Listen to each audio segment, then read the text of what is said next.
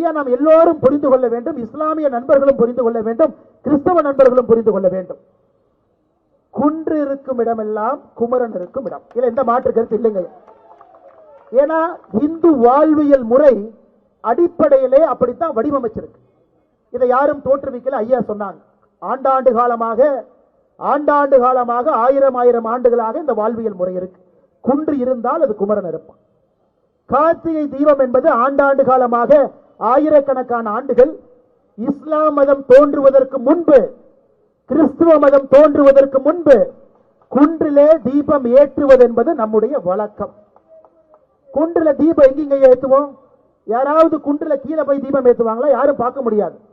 குன்றினுடைய உச்சியிலே தீபம் ஏற்றினால் மட்டும்தான் வீட்டில் இருக்கிறவங்க அதை பார்த்து வீட்டில் தீபம் ஏற்றுவாங்க. அதற்காகத்தான் ஐதீகம். குன்றினுடைய உச்சியிலே தீபம் ஏற்றுகின்ற ஐதீகம் எதுக்கு வந்துச்சுனாங்க ஐயா? அங்கே தீபத்தை ஏற்றினால்தான் 10 கிலோமீட்டர் 50 கிலோமீட்டர் தொலைவில் ஒரு மகளிருக்கும் பெண்களுக்கும் தாய்மார்களுக்கும் தெரியும், கோவில்ல தீபம் ஏற்றிட்டாங்க, நாமும் நம்முடைய வீட்டில் தீபத்தை ஏற்ற வேண்டும் என்று அதன் பிறகு தீபத்தை ஏற்றுவாங்க.